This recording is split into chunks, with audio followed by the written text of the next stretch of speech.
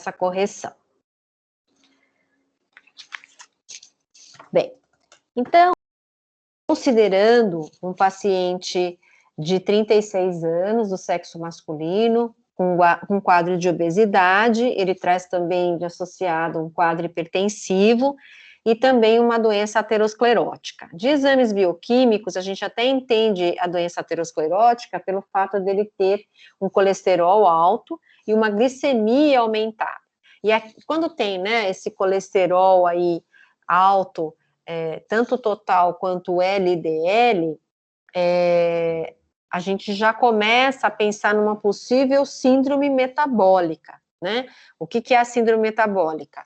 Ela vai investigar a circunferência da cintura aumentada mais 2 fatores. Então, seria ou um HDL baixo, aqui eu não tenho dado de HDL, mas eu tenho dado de glicemia alterado e o dado de hipertensão alterado. Então, já está me dando indícios aqui que ele possivelmente, né, pelo IMC desse paciente, embora a síndrome metabólica ela não avalia o IMC, mas sim a circunferência da cintura, mas tendo o IMC alterado, provavelmente eu vou ter aí uma circunferência da cintura mais proeminente. Então, peso atual de 89 quilos, uma altura de 1,62, e segundo a anamnese alimentar, que eu sempre falo para vocês, né, nem sempre nós já vamos começar com a abordagem com esse paciente de forma a dar quantidades para ele, porque quando a gente pega o recordatório alimentar de 24 horas, ou um recordatório habitual que seja, eu começo a ver algo que já tem indícios aí de que eu preciso trabalhar muito o lado comportamental e trabalhar antes da qualidade, talvez o comportamento, mudanças de comportamento alimentar somado à quantidade. Então, no primeiro momento, às vezes eu não consigo colocar já, né, alimentos super nutritivos, alimentos super saudáveis. Talvez na primeira etapa desse tratamento, até que ele entenda, ele comece a prestar atenção naquilo que ele leva à boca, né? Eu preciso trabalhar esse comportamento. Então, o que está dizendo aqui para mim? Ó, que esse paciente ele faz 4 refeições por dia, ele almoça em restaurante por quilo e substitui o jantar por lanches, ele tem um baixo consumo de FLV, preferência alimentar, ele gosta de coisas saborosas, então refrigerante, fritura, doce, chocolate, paçoca, embutidos, queijos amarelos, né, bolacha recheada, e refere aversão por frutas. E aí, aqui a gente tem também, né, para que seja calculado o NET e a distribuição calórica dos macronutrientes e quais as orientações dietéticas você daria ao paciente. Então, vamos caminhar aqui um pouquinho, né, referente a essas solicitações. Então, conforme o quadro, sugere-se uma síndrome metabólica. É claro que eu precisaria, né, verificar aí a circunferência da cintura, mas eu já vi aqui que meu paciente provavelmente ele tem uma síndrome metabólica pelo fato dele ter o IMC. Dificilmente uma pessoa com IMC de 33, ele não vai ter uma circunferência da cintura aumentada. E aí, a opção é eu trabalhar com aquele GEB da OMS de 95, que divide por faixa etária e sexo, aonde o primeiro valor seria um valor em milijoules. Então, aqui vocês estão vendo um valor de 7,961 milijoules, que multiplicado por 240, ele transforma milijoules em quilocaloria. Então, dá um total aí de 1.910 calorias.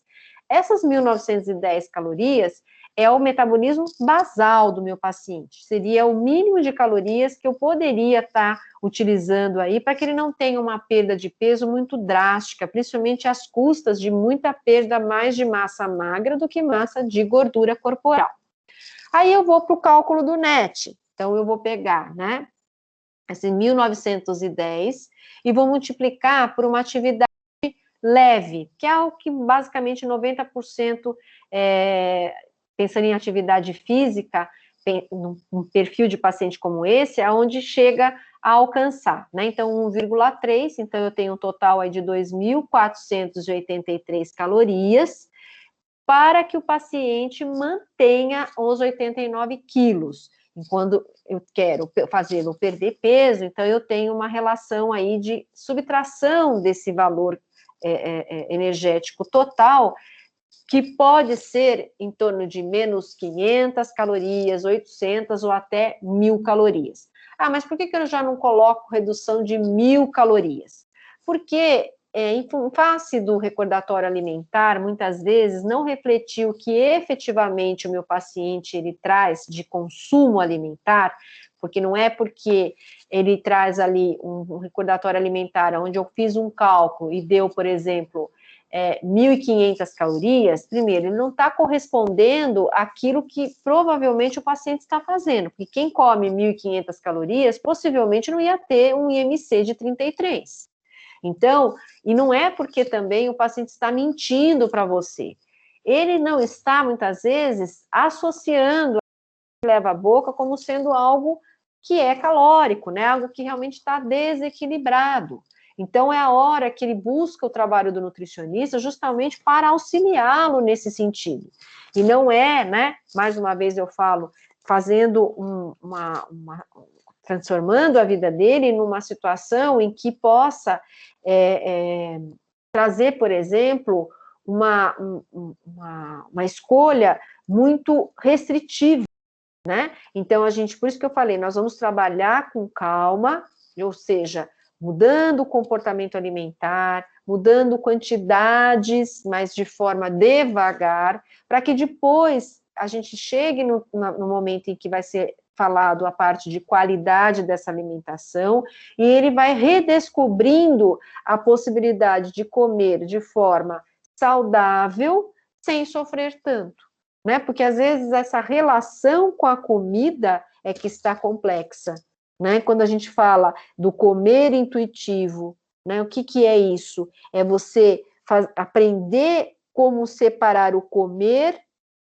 físico e o comer emocional. Então, será que ele não está fazendo algumas associações?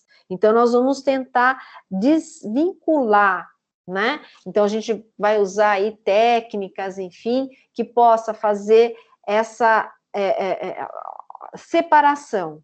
O comer físico, comer emocional, resgatar a sabedoria interna, né? Fazer as pazes com a comida, porque muitas vezes ele usa a comida para se autoagradar, mas muitas vezes logo depois que ele usa a comida para se autoagradar, por isso que ele busca alimentos que têm muito sabor, né, o açúcar, o doce, a fritura, né, então a gente vai trabalhar provavelmente aqui num esquema onde ele vai buscando uma alimentação saudável, construindo uma relação saudável, plena com a alimentação, com ele mesmo, né, vai ser meio que uma introspecção desse hábito alimentar.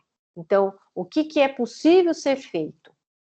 Então, não é punindo, não é restringindo, olha, vai ter o dia do alimento que é proibido, né? Não tem isso. Se você quer realmente trabalhar o comer intuitivo com o seu paciente, se você quer trabalhar realmente a forma como ele relaciona-se com a comida, não é você falando que existe alimentos que são proibidos, né? Ah, vai ter o dia do lixo. Isso, então, é terrível, né? Colega que fala dessa forma e traduz para o paciente algo de flagelo. Então, o dia que ele come aquele alimento que o profissional falou para ele que é um lixo, ele já começa fazendo mal para ele, né? Ele come uma relação super complexa, sem muitas vezes mastigar, então, né, vamos se livrar logo desse alimento que é considerado um lixo, e aí acaba comendo cada vez mais, aí já saiu da dieta mesmo, então vamos sair tudo, e assim por diante, né? Então, isso é muito importante, a gente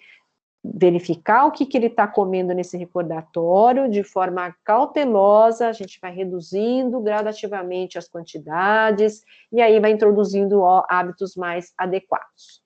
Então, a opção aqui, o ideal é que a gente trabalhe aí com a retirada de 500 calorias, porque eu não sei, né? Meu paciente, talvez ele não tenha sido fidedigno nesse dado que ele me traz em torno de recordatório alimentar, ou um recordatório de 24 horas, ou um recordatório habitual, porque ele não tem essa consciência. É igual eu comentei na aula passada com vocês, às vezes o paciente, quando ele está preparando a refeição, ele já está comendo, mas ele acha que quando ele senta à mesa, ele começa a adicionar lá o desequilíbrio calórico.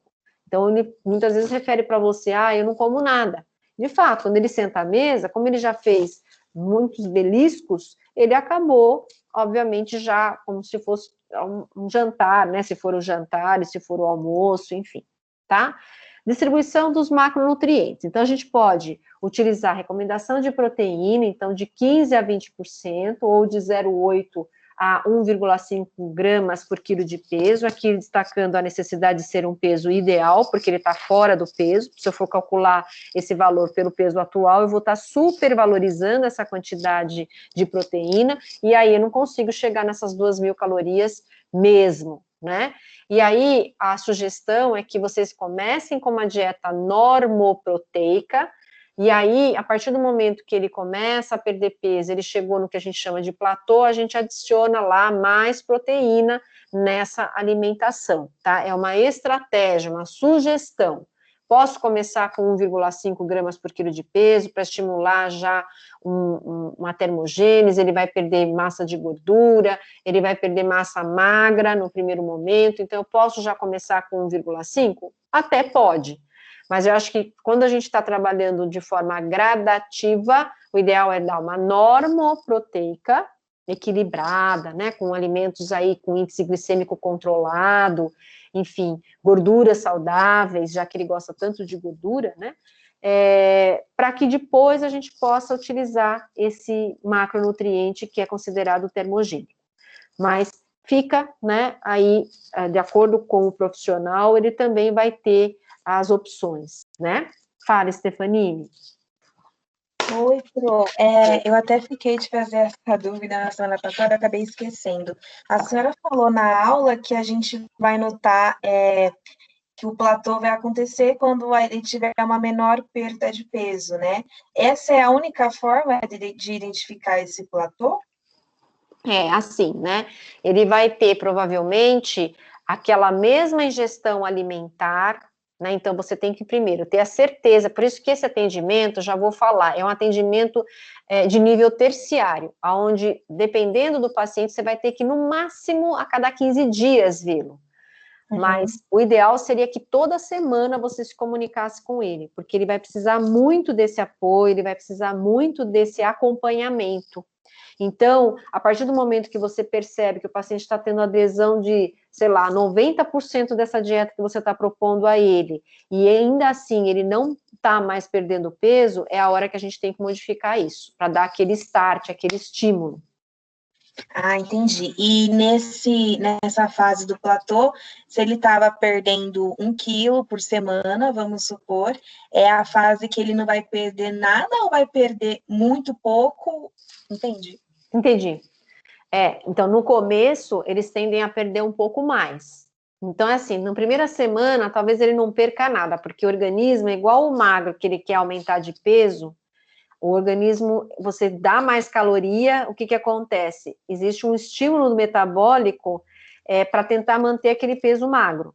A mesma coisa o obeso. Às vezes, na primeira semana, ele ainda não vai perder nada. Por quê? Porque o organismo está tentando readaptar a essa quantidade pequena de calorias. Então, a princípio, entre aspas, ele está fazendo, digamos, uma conservação aí. Né? Então, a partir da segunda semana, pode ser que ele já comece a perder peso, né? E aí, até a questão mesmo, muitas vezes, no primeiro momento, ele estava um pouco demasiado, ele começa a perder água corporal, né? E aí, você vai acompanhando, vai acompanhando. E se, de repente, ele começava, no primeiro momento, ele perdia, sei lá, 1 quilo por semana, até 1,5 quilo, 2 quilos por semana, e, de repente, ele passou a perder algumas gramas, né? No máximo meio quilo, para quem estava perdendo, que você está acompanhando, por isso que é legal acompanhar a evolução. Aí você já começa a ficar ligado, então vamos mudar isso.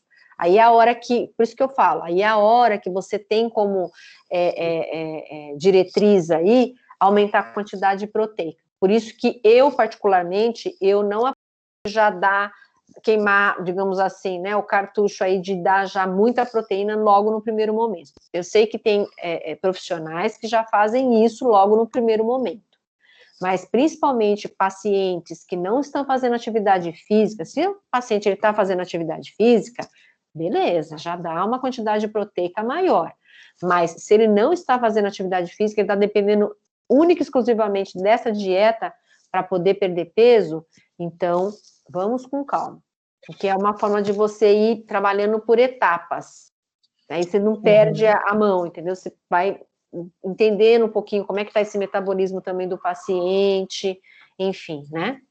Certo. Uma última dúvida, a Claro. senhora, pela sua experiência, depois de quanto tempo, se é que tem um tempo para o paciente entrar nesse platô, ou varia muito de organismo para organismo? É individual. Porque, assim, Entendi. vai depender um pouquinho também, Stefanini, da história desse peso corporal. Então, vamos supor, se o paciente ele fala para você assim, ó, você pergunta para ele, né, mas a partir de quando que começou a ganhar peso? Se ele falar para você assim, eu desde criança eu tenho quadro de obesidade. Então, essa pessoa, ele vai talvez demorar um pouco mais para perder peso, né? Não vai ter aquela resposta tão imediata. Porque a criança que ela já é obesa, ela tende a ser um adolescente obeso, né? E o adolescente obeso, ele tem a chance de ser um adulto obeso. Então, as células adiposas, elas são formadas já nessa primeira infância, né? No final da infância, início da adolescência, é normal a gente ter um aumento dessas células adiposas por causa do crescimento, né, do desenvolvimento, a mulher, no caso, vai menstruar, né? Então, o ideal seria a gente até trabalhar, pensando nessa questão fisiológica, se a gente vê que a criança ela já está lá com 5, 6 anos aumentando de peso, ela está saindo da curva, caracterizada já como um quadro de diagnóstico de obesidade, então, não é que a gente vai fazer uma restrição alimentar para a criança, a gente precisaria fazer com que a criança, pelo menos, mantivesse aquele peso, não aumentando a cada dia. A gente tentar manter o peso dela, porque mesmo que ela seja uma criança que consiga manter o peso próximo desse momento em que ela vai entrar no estirão, se ela conseguir manter esse peso até ainda sendo obesa, caracterizada, né, com diagnóstico de obesidade, quando ela chegar no estirão, no caso da mulher menstruar, ela consegue distribuir essa gordura corporal. Então, isso vai muito depender dessa história da obesidade, desde quando começou esse quadro de obesidade, porque se for lá na infância, provavelmente ele teve um desenvolvimento de células adiposas muito maiores do que fisiologicamente se teria. Então, normalmente, todo mundo tem aumento de células adiposas? Todo mundo tem aumento de células adiposas nesse final da infância e início da adolescência, porque é proposital. Agora, quem já vem ganhando peso, ele vai ter um aumento ainda maior, que é a hiperplasia, né, um aumento de número de células adiposas. Então, esse paciente em questão, ele vai ter uma dificuldade maior, mesmo fazendo uma atividade física, muitas vezes seguindo rigorosamente a dieta, ele vai ter talvez uma dificuldade maior. Então, por isso que eu preciso conhecer o organismo dele.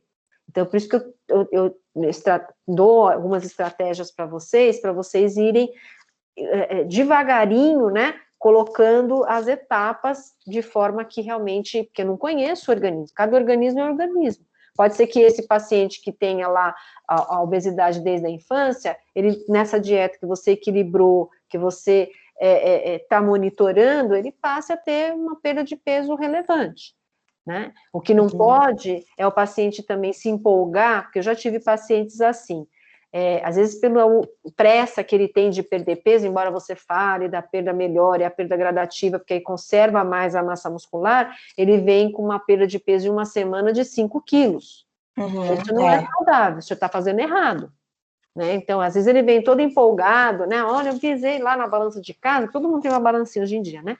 Então, né, fica aquela coisa, olha, eu pesei na balança de casa e estou com 5 quilos a menos. E aí você já vai ficar bem esperto, ele não está seguindo o que você está falando, tá? Ele está Sim, fazendo a claro. menos do que você está falando. Então, aí, toda a sua estratégia, esse cálculo de etapas, de metabolismo basal primeiro, e aí, esquece. Então, vamos bem de novo, né? Vamos tentar recuperar esse paciente no que diz respeito, olha, a forma como você está perdendo peso é muito rápida. Então, a probabilidade depois, lá na frente, você ganhar o dobro é muito grande, né? Então, tudo isso tem que ser conversado com o paciente, mas isso vai ser muito de paciente para paciente. Por isso que é ideal, mesmo que você não veja ele toda semana, você pelo menos se comunique por um WhatsApp, enfim. Porque igual a senhora falou, né? Vai ter pacientes que na primeira semana já vai perder 5 quilos, mesmo que não vai estar seguindo sua orientação, né? Mas seguindo sua orientação, pode ser que esteja pacientes que perca, 1 quilo a 2 quilos, enquanto Sim. outros na primeira semana ainda não perdeu nada, né? Sim, sim. Porque mesmo, né, que a gente tem a questão aí de, lógico, uma dieta hipocalórica perde peso, é claro que perde peso, mas mais do que a questão hipocalórica são os ajustes, né, de combinações de, por exemplo, um alto índice glicêmico com uma fibra solúvel. Então, a questão mesmo de combinar os alimentos, eles também são importantes aí dentro desse processo. E por mais que ele tenha vontade no primeiro momento de ter adesão, às vezes ele não consegue, por N motivos, por conta dessa questão de não ter uma boa relação com a comida, do estresse, né, aqueles fatores que a gente já conhece. Então, não é porque ele foi lá, pegou a dieta, que ele vai conseguir fazer.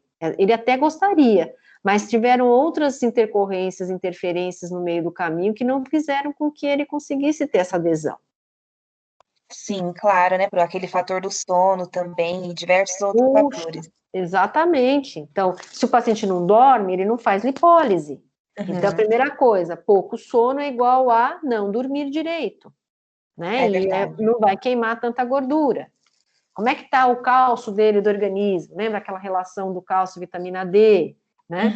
Então, tudo isso a gente tem que levar em consideração aí na hora da gente criar estratégias para que ele possa realmente ter um resultado, né? Claro.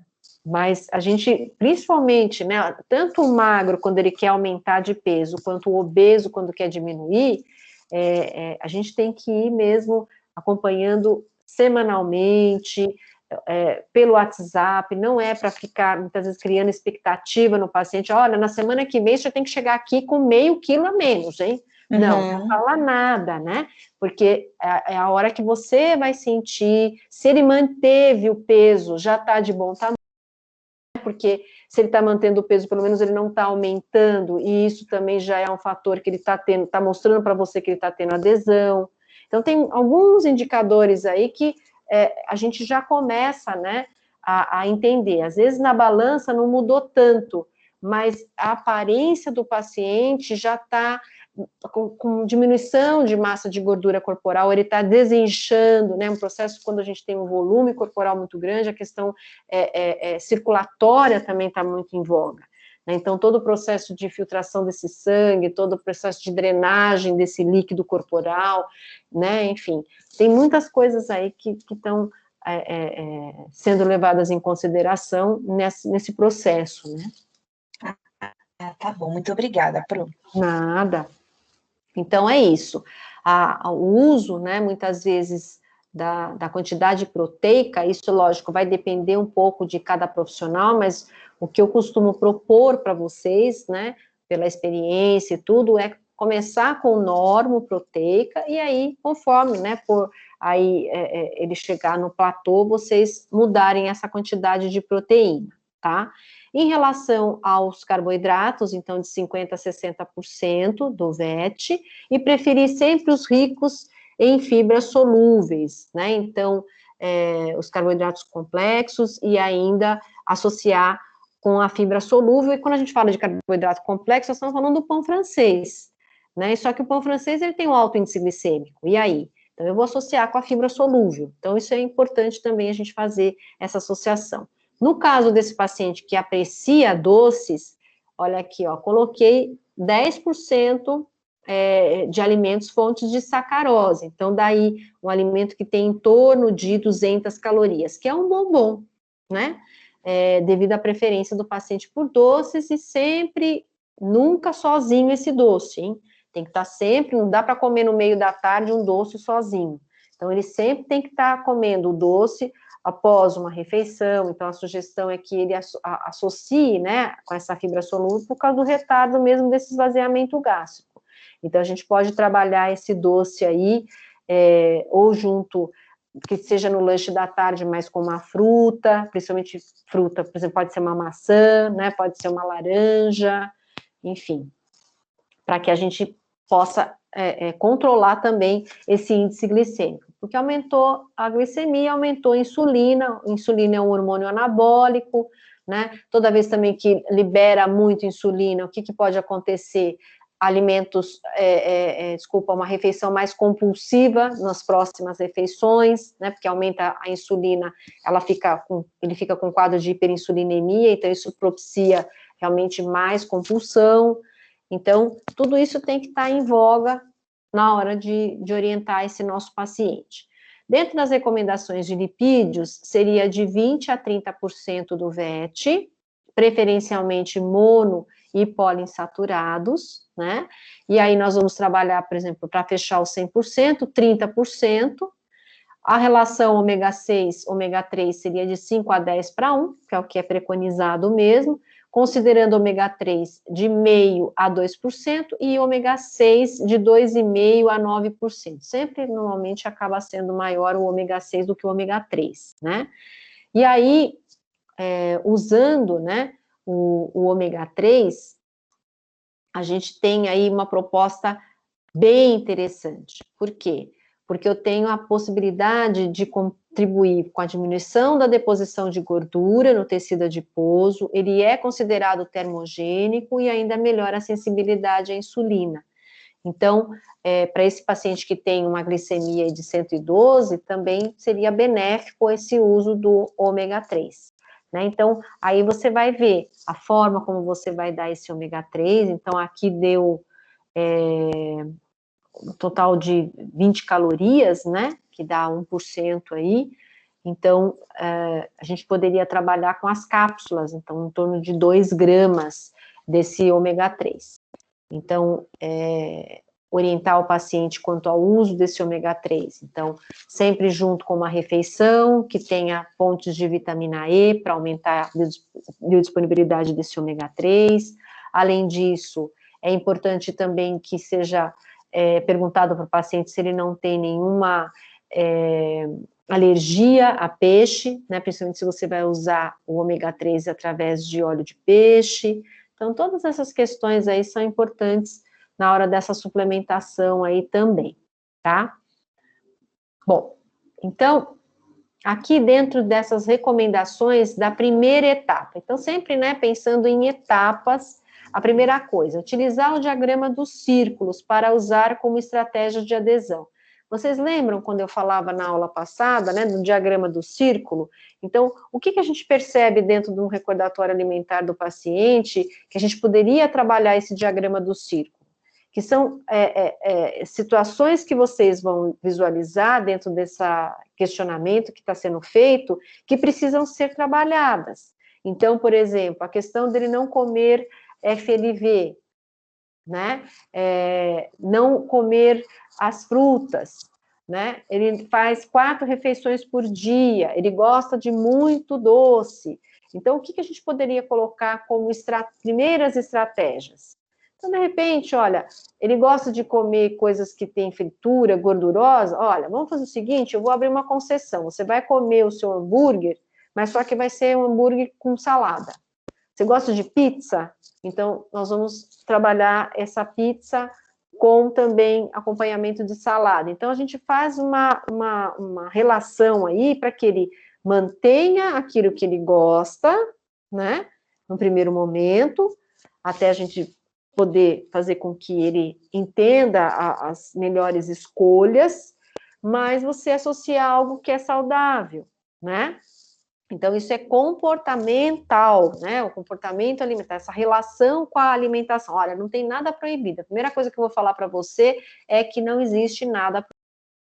Então, aqui nós vamos fazer algumas associações para você aproveitar, né, esse alimento que você gosta de comer, só que associado a um alimento que pode ser mais saudável, tá?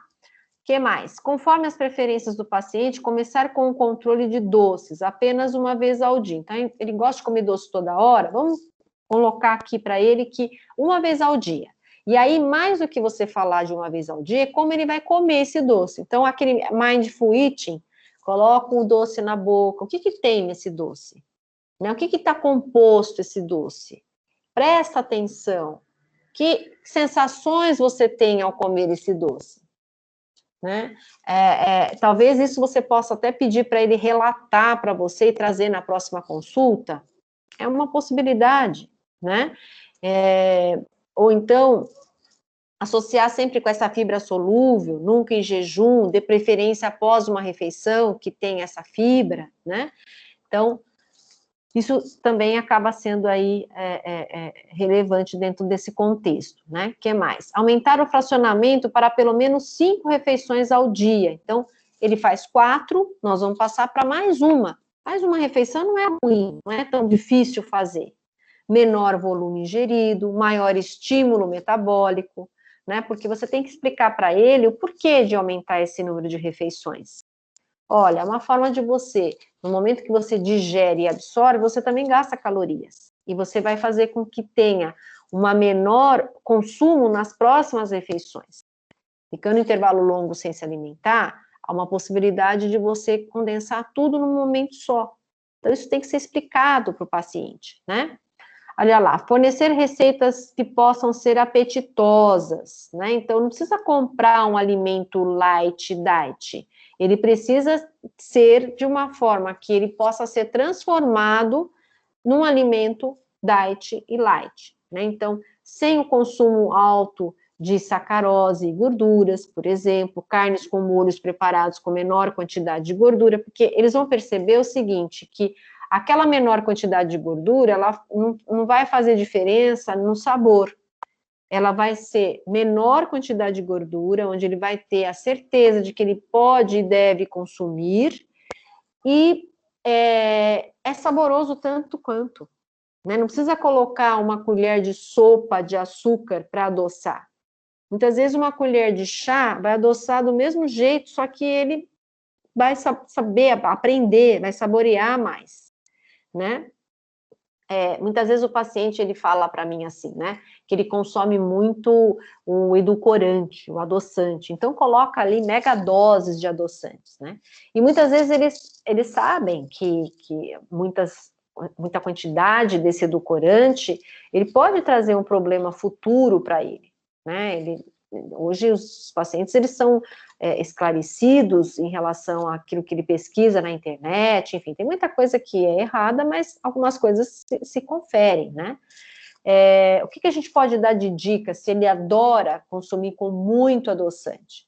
Então, ele desmamou do açúcar, mas ele consegue consumir muita dosagem de edulcorante. Então, o que você pode falar para ele? Olha, vamos fazer o seguinte, você vai colocar metade dessa quantidade de edulcorante que você faz uso, porque o poder de adoçar do edulcorante é muitas vezes 300 vezes maior do que o açúcar, e vai colocar uma quantidade pequena de açúcar, né? Então, por exemplo, ele coloca 8 gotas de edulcorante. Então, você vai colocar 4 gotas de edulcorante e uma colher de chá de açúcar.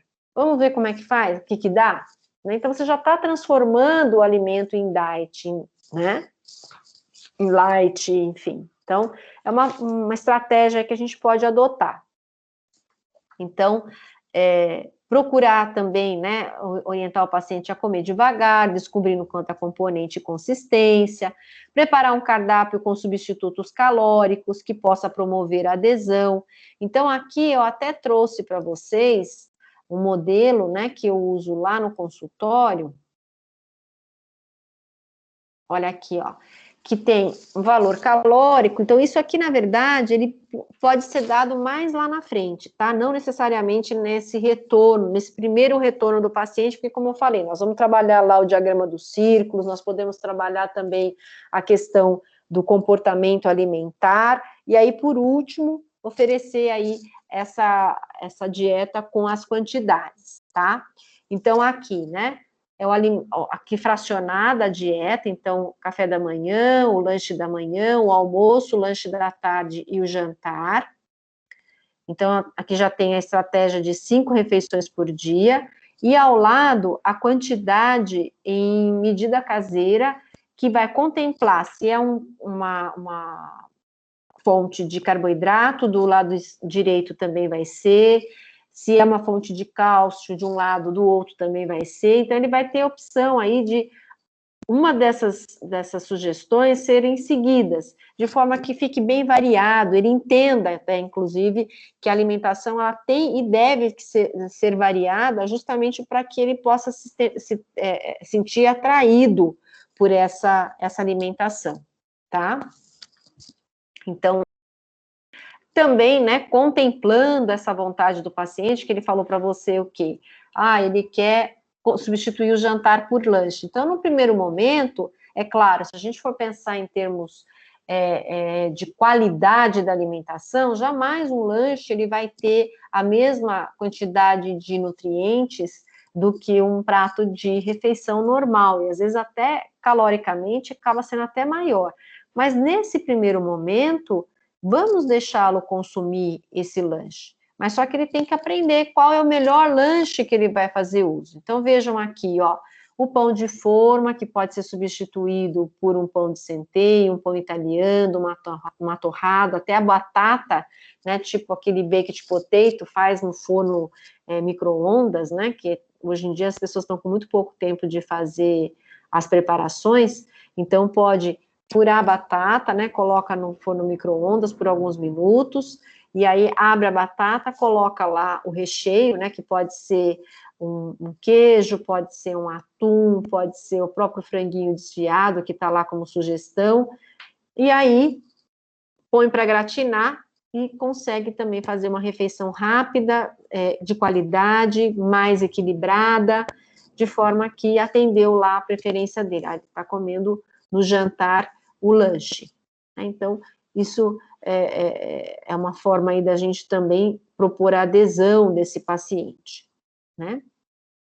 Então, essa a sugestão aí que eu dou, né? Tem alguma dúvida?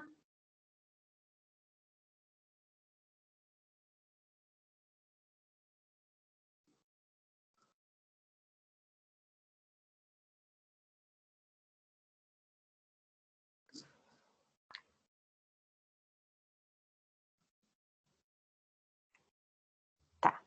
Então, eu vou parar de compartilhar aqui, e aí o que eu vou fazer? Agora, nós vamos dar sequência para a aula de transtornos alimentares. Então, eu vou sair um pouquinho, porque eu vou baixar lá no Teams, para não ficar uma aula muito extensa, até porque esse daqui é só a correção mesmo, a discussão do gabarito aí do quadro de obesidade, né? E aí, eu vou dar, pode ser uns 5 minutinhos, para que eu consiga baixar lá, e aí eu retorno com a aula de transtornos alimentares. Pode ser, pessoal? São 21h33, volto às 21h40? Combinado, então. Então, 21h40 eu retorno para a gente discutir aí a aula de transtornos alimentares, tá bom? Então, deixa eu parar a gravação.